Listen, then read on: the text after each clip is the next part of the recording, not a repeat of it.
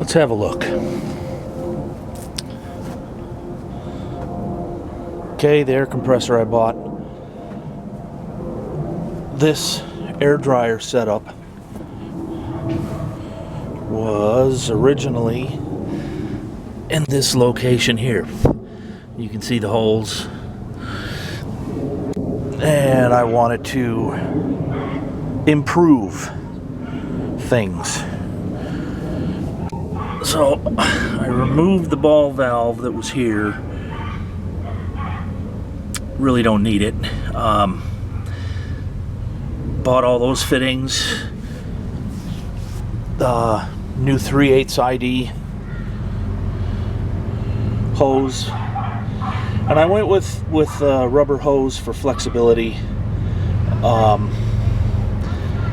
Hard lines, you got to mount them, and if you got to roll up fast, then you got to take them down. So 3/8 fittings all the way through. This is leading out to another hose, 3/8 ID, that goes through a hole in the wall that was already there into the garage. I have the regulator set at 100 psi. I'm probably going to dial it back to about 85 or 90. 100 may be too much, but we'll see. Inside the little garage, workshop, whatever you want to call it, there's the cabinet. I have 100 pounds of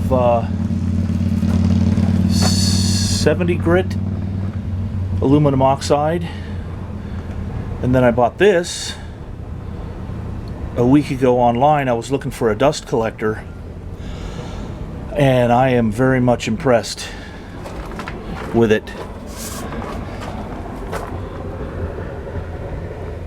That's the name.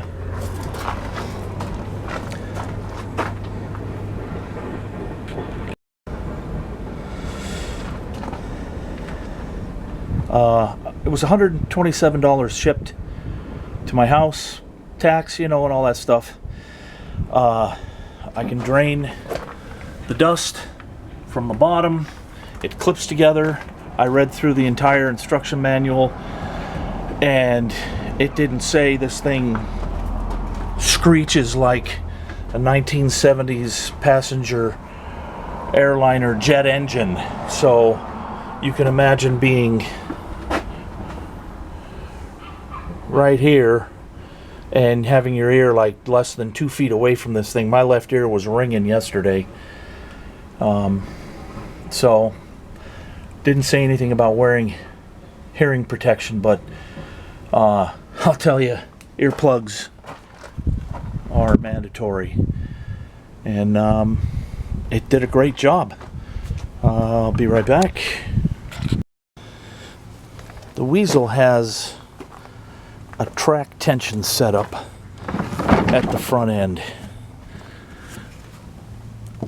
and we can see, hopefully you can see, the leaf spring on the dogleg spindle and that block. Those need to be adjusted in order to get proper track tension. Well, with all the green paint and the white paint,